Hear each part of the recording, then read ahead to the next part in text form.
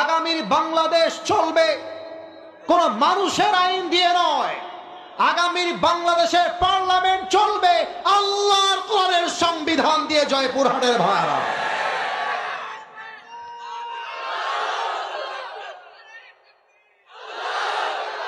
আমি এই কথা কেন বললাম?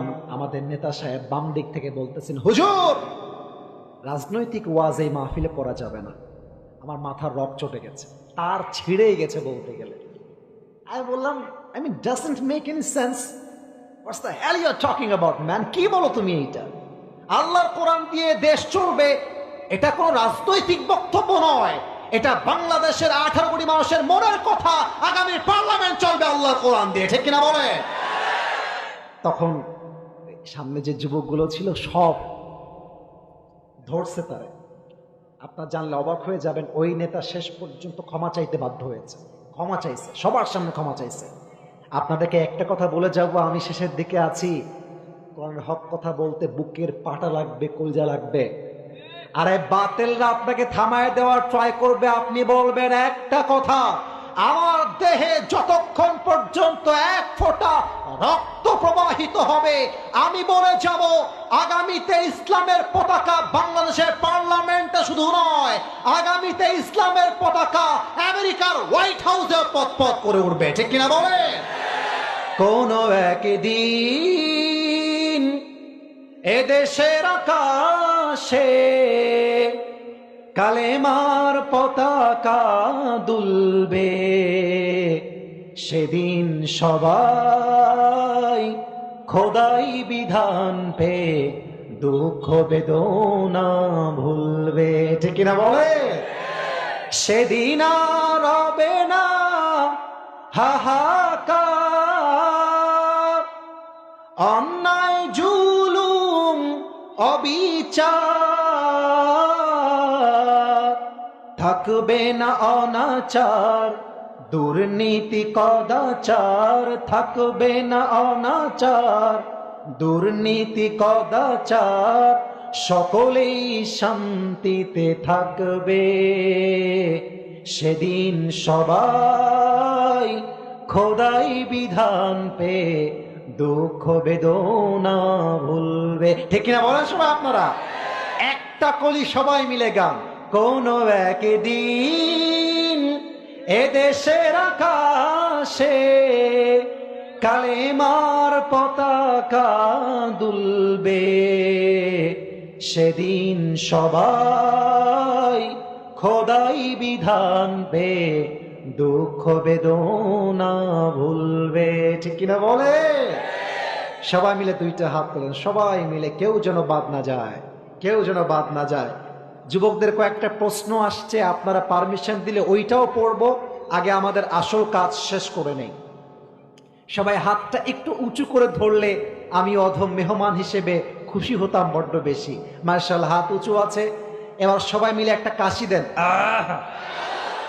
বাবারে বাবা, আপনারা তো এখনো সেই জোরে আছেন দেখতেছি। এবার আল্লাহকে ডাক দেন, বলেন আল্লাহ। আর একটু জোরে কন আল্লাহ। আর একটু জোরে বলেন আমার আল্লাহ।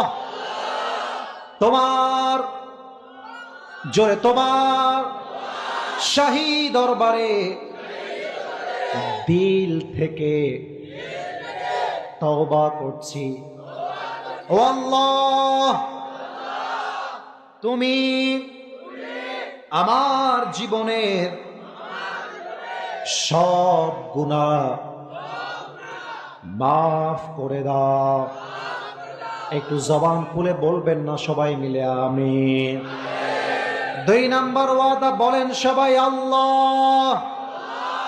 আমি আজ তোমাকে ওয়াদা দিলাম, একটু জোরে কোন, ওয়াদা দিলাম আজ থেকে আয় আল্লাহ এক ওয়াক্ত নামাজ, আর জোরে কোন, আর কখনো ছাড়বো না। একটু হাতটা এভাবে ঝাঁকিয়ে বলবেন না, একটু আওয়াজ দিয়ে বলেন সবাই ইনশাআল্লাহ। হাত নামান, আমার দায়িত্ব শেষ। কিন্তু এমন একটা কথা এখন বলতে চাই যে কথাটা বলার নিয়ত আমার ভেতরে ছিল না। আমার যে উঠে যাবে ওর লুঙ্গিটা টান দিয়ে ধরে বসায় দেওয়া লাগবে, তবে খবরদার লুঙ্গি যেন খুলে না যায়।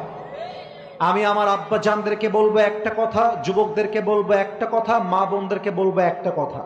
Ladies first. প্রথম কথা মা বোনদের জন্য বলতে চাই, বেশিরভাগ মেয়েদের চরিত্র নষ্ট হয় তার মায়ের জন্য। মা যদি ভালো হয় মেয়ে ভালো হয়, মা যদি চরিত্রহীন হয় মেয়েটাও চরিত্রহীন হয়ে যায়। আমি মুরব্বীদের কাছে প্রশ্ন রাখতে চাই, যুবকদের কাছে প্রশ্ন রাখতে চাই, যদি একজন মা আদর্শবান মা হয়, তার মেয়েটা ঈদের দিন বয়ফ্রেন্ডের সঙ্গে পার্কে ডেটিং করতে কেমন করে যায়? একজন মা যদি আদর্শবান হয়, তার মেয়েটা টিকটক এনেছে বাড়ায় কেমন করে? যুবক ভাইরা আমার, অতএব যেই মেয়ের চরিত্রে সমস্যা আছে বুঝতে হবে তার মায়েরও সমস্যা আছে। আরে আমি যদি মা হিসেবে বলি, আমি আবারও বলছি, আমার কথায় খারাপ লাগবে আপনার, আমি জানি, বাট আমি আপনার জন্য শত্রু নই, আমি আপনার সবচাইতে বড় বন্ধু। আমি আপনাকে সঠিক রাস্তা বলতে চাই। আমি যদি মা হিসেবে বলি, তুই আমার মেয়ে, তুই যদি বোরকা না পরে বাহিরে যাস, তাহলে তুই আমার মেয়ের খাতার থেকে ত্যায্য পুত্র হয়ে যাবি। তুই যদি পর্দা করিস তাহলে তুই আমার মেয়ে, তুই যদি পর্দা না করিস তাহলে তুই আমার মেয়ে হওয়ার যোগ্যতা রাখিস না। প্রত্যেকটা মা যদি এই স্লোগানটা তুলতে পারে, আল্লাহর কসম, আগামীকাল থেকে বাংলাদেশের 80%-এরও বেশি মেয়েরা পর্দাশীল নারী হয়ে যাবে। বাপ দেখতেছে মেয়েটা বেপর্দায় বাহিরে যায়, বাপ কিচ্ছু বলে না, কিচ্ছু বলে না। ভালোবাসার দিবস আসলে মেয়েটা বলে আমার আজকে স্পেশাল ক্লাস আছে, এটা মিথ্যাবাদী ছাড়া আর কিছুই হতে পারে না। মা জানে যে আমার মেয়েটা বয়ফ্রেন্ডের সাথে ডেটিং করতে যাচ্ছে, তাও কিছু বলে না, বলেছে আরে এইসব বয়সে তো দুই একটা বন্ধু বান্ধব থাকবেই। আর এই একটা কথার জন্য হাজারো মেয়ে বিয়ের আগেই এই ইজ্জতকে নষ্ট করে দেয়, ঠিক না বলে? আর মাদেরকে বলে যাবো, মায়েরা যারা আমাকে শুনছেন, আমি জানি না আপনাদের সঙ্গে আমার আগামীতে আবার দেখা হবে কিনা, মায়েরা স্বামীদেরকে চাপ দেওয়া বন্ধ করে দেন। আজকে বেশিরভাগ পুরুষ হার্ট অ্যাটাক করে মারা যায় তার বইয়ের চাপের জন্য। ঈদের দিন জামা দিয়েছে একটা, কয় লাগবে আরো দুইটা, দিয়েছে দুইটা, লাগবে আরো চারটা। ঈদের দিন বলছে বা বরকে আপনার বউ জামাকে 5,000 টাকা ঈদ পরবি দেওয়া লাগবে, অথচ জামাইয়ের ইনকাম মাসে মাত্র 10,000 টাকা। ও যদি 5,000 টাকা ওরে পরবি দেয়, ও খাবে কি আর পরবে কি, ঠিক কিনা বলে? অনেক মেয়ে আছে, আমি বলতে লজ্জা পাচ্ছি তাও বলতেছি, যা স্বামীর টাকা কম থাকার জন্য স্বামীর সঙ্গে বেঈমানি করে আর এক পুরুষকে বিয়ে করে সংসার করে। বেঈমানের কপালে আর যাই হোক সুখ কিন্তু কখনোই থাকে না। বেঈমানের কপালে আর যাই হোক শান্তি কিন্তু থাকে না। আরে বেঈমানি করে আপনি হেরে যাবেন, আর সততার পুঁজি দিয়ে আমি কিন্তু জিতে যাবো, যুবক ভাইরা, ঠিক কিনা? স্বামীকে চাপ দেওয়া বন্ধ করেন, মেয়েকে আদর্শবান মেয়ে। রাজশাহীর পদ্মা গার্ডেন, জিয়া পার্ক, আইবা, টিবা, মুক্ত মঞ্চ, যদি কখনো ঘোরার সুযোগ হয়, ঘুরতে গিয়ে দেখবেন রাস্তাঘাটে পার্কে যেই মেয়েরা প্রেম করছে তার 80% বোরকাওয়ালিরাই প্রেম করে বেড়ায়। কিন্তু বোরকা দেখলে মনে হবে এই মেয়েটা তো ভাজা মাছ উল্টাই খাইতে পারে না। আসলে বোরকা হচ্ছে ভাউতাবাজি আর ধান্দাবাজ ছাড়া কিছুই নয়। দাঁড়িয়ে টুপি রাখলে যেমন হুজুর হওয়া যায় না, বোরকা পড়লেই তেমন দিনদার মেয়ে হওয়া যায় না। অতএব প্রিয় বোনেরা আমার, ভালো হয়ে যান, ভালো হয়ে যান। আর যুবক তোমরাও খুব ভালো তা কিন্তু নয়। ইভেন অনেক যুবক এইখানে আছে দাড়িটা ক্লিন শেভ করেছে জাস্ট এই জন্য যাতে রাস্তাঘাটে মেয়ে তাকে পছন্দ করে, ঠিক কিনা বলেন? আর মেয়েদেরকে বলবো, মেয়েরা, বোনেরা আর কি যারা আছেন, যুবকদের মন নিয়ে খেলা বন্ধ করে দেন, ভালো হয়ে যান। মাথায় রাখবেন, যেই মেয়েরা বিয়ের আগে 5 ঘাটে পানি খায় তার স্বামী 10 ঘাটে পানি খেয়ে বিয়ে করে। তুমি যেমন হবা তোমার বউ তেমন হবে, তুমি যেমন হবা তোমার স্বামী তেমন হবে, ঠিক কিনা বলে? প্রিয় মায়েদেরকে আল্লাহ বোঝার তৌফিক দান করুক, পড়েন সবাই আমিন। আমার মুরব্বী আব্বাজান, আপনাদেরকে আমি ধমক দিয়ে নয়, হাতে পায়ে ধরে বলবো, আমার আব্বাজান আপনার জন্য 1 নাম্বার মেসেজ, আপনার হায়াতের খাতা কিন্তু একদম শেষ, আপনার পা কিন্তু অলরেডি কবরে আছে। আব্বাজানদেরকে বলবো, আব্বাজান এখনই নিজেকে একটা প্রশ্ন করেন, নিজেকে, আব্বাজান আব্বাজান আব্বাজান একটু আমার দিকে তাকান, নিজেকে প্রশ্ন করেন, আমি যদি এখন এই মুহূর্তে মারা যাই, আমি কি এমন কোনো আমল করেছি যে আমার কবরটা জান্নাতের বাগান হয়ে যাবে? নিজেকে প্রশ্ন করেন, আমাকে না, আপনি আপনাকে প্রশ্ন করেন। দেখবেন বেশিরভাগ মুরব্বীর মন বলবে যে না, আমি তো এমন আমল করি নাই যে আমি আজকে মারা গেলে আজকে আমি জান্নাতের বাসিন্দা হয়ে যাব। অনেক বাবা আছে মেয়ের হক নষ্ট করে, অনেক বাবা আছে সন্তানকে চাপ ক্রিয়েট করে সঠিক বয়সে বিয়ে দিতে চায় না। আপনি যদি আপনার সন্তানকে রাইট টাইমে বিয়ে না দেন, আপনার সন্তান যত জায়গায় পাপ করবে, প্রেম করবে, প্রত্যেকটা দায়ভার কিয়ামতে আপনাকে বহন করতে হবে। আমার প্রিয় আব্বাজান, নিজেকে প্রশ্ন করেন, আপনি জান্নাতে যাওয়ার জন্য আমলটা করতে পেরেছেন কিনা। লাস্ট কথা আমার কলিজার টুকরা যুবক ভাইদের জন্য, যুবকদেরকে বলবো, যুবক ভাইরা আমার, তোমাদের জীবনের শেষ কথা, শেষ ভালো যার সব ভালো তার।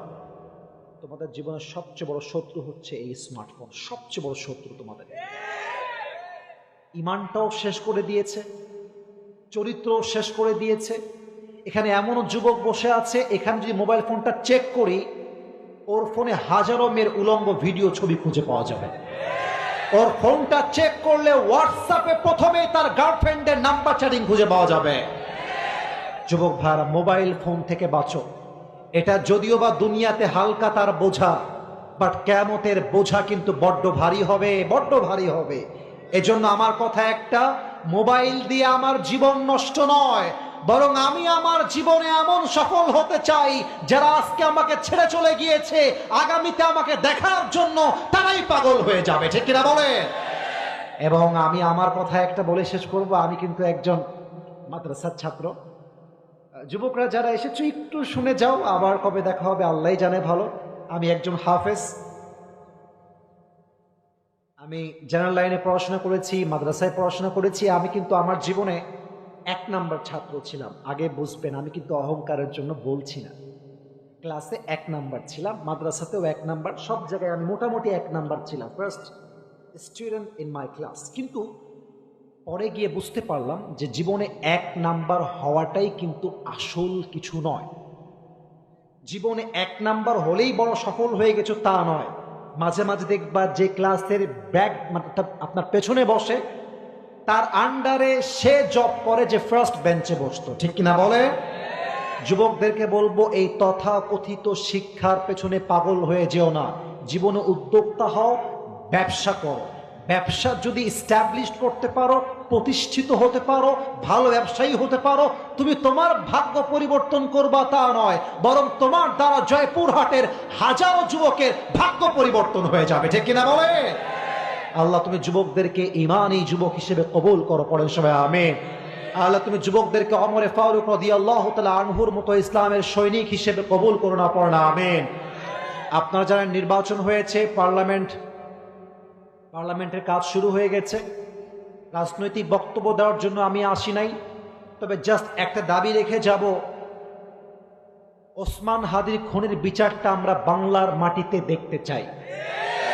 আমরা দেখতে চাই ওসমান হাদিকে যারা খুন করে ভারতে পালিয়ে গিয়েছে, ওদেরকে ভারতে গ্রেফতার করলেই হবে না। ওরা যেমন ওসমান হাদির মাথায় গুলি করে হত্যা করেছে, ওদেরকে ধরে এনে বাইতুল মুকাররমের সামনে ওদের মাথায় গুলি করে হত্যার রায় পাস করতে হবে, ঠিক কিনা বলো? আল্লাহ তুমি সবাইকে কবুল করো, পড়েন সবাই আমিন। আলহামদুলিল্লাহি রাব্বিল আলামিন, والصلاة والسلام على سيد الأنبياء والمرسلين وعلى آله وأصحابه أجمعين। আল্লাহ রাব্বুল আলামিন, এই দুজন ছেলে দোয়া করে যাও, বসো। আদব নাই, 2 মিনিট দোয়া করবে, ধৈর্য নাই ভেতরে। একজন যদি উঠে যায় আমাকে ডাক দিবেন আসিফ হুজুর বলে, খবরদার। দোয়ার সময় no one can go from this programme, খবরদার কেউ যাবেন। আল্লাহ রাব্বুল আলামিন আমাদের পক্ষ হতে